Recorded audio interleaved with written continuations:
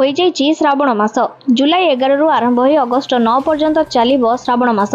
महादेवଙ୍କ भक्त प्रस्तुति आरंभ कलेनी पानी भार नेबा।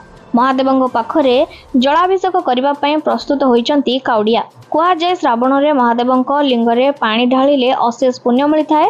मनस्कामना पूर्ण करिथांती शिवशंकर। सोमवार रे भगवान शिवंक ठारे जलाभिषेक लागि बोलबम यात्रा करिथांती। कुआ जाय जे भगवान शिवंकु फल फूल धूप दीप और नैवेद्य देई पूजा कले जेतिके प्रसन्न होइथांती जलाभिषेक द्वारा ताठू बेसी प्रसन्न होइथांती।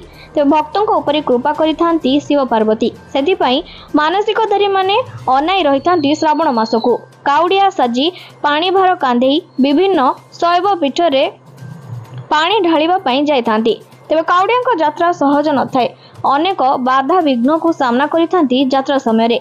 निष्ठार सह रही ब्रह्मचर्य नियम पालन करी काउडिया माने नदीरू पानी उठाई कांधरे नै चलिथांती।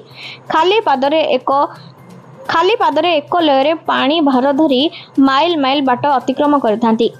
खाल ढीप न मानी बाबांको नाम नहीं आगो को आगो बढ़िथांती। तेबे एही परंपरा साधारण भाबरे उत्तर भारत रे देखिबा को मिलुथिला। काउडिया माननकु देखिले मनरे प्रश्न आसुथिबो जे एही परंपरा प्रथमे किए एवं काहे किए आरंभ करथिले। अर्थात काउडिया होई पानी भार नेबा यात्रार परंपरा किए प्रथमे काहाठारु आरंभ होइछि। यार इतिहास कोन रहिछि। तेबे आसंतु जानिबा एहा पछरे कोन रहिछि कारण।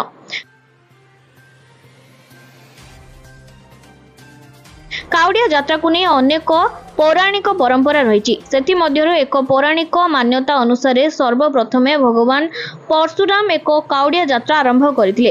कुहा जाय जे से उत्तर प्रदेश रो बागमती जिला निकटस्थ महादेव मंदिर रे जल अर्पण करिबा पई गर्भ मुक्तेश्वर रु गंगा जल आनिथिले। सेथि पई आज मध्य श्रावण मासरे लक्ष लक्ष लोक एही रास्ता रे चली भगवान शिवंकु जलाभिषेक करथांती। तेबे पुराण रे वर्णित माता पार्वती भगवान शिव को पाइबा पई श्रावण मासरे कठोर तप करथिले। एहा मध्य विश्वास करा जाय जे एही मासरे माता पार्वती और भगवान शिव भूलोक रे भ्रमण करती। तेणु एही पवित्र मासरे महादेवଙ୍କ आशीर्वाद पई काउडिया यात्रा परंपरा रही आसीची। कुहा जाय महादेव हेउचंती कोपवर तो तपवर। से रागी से शांति आउ से सत्य।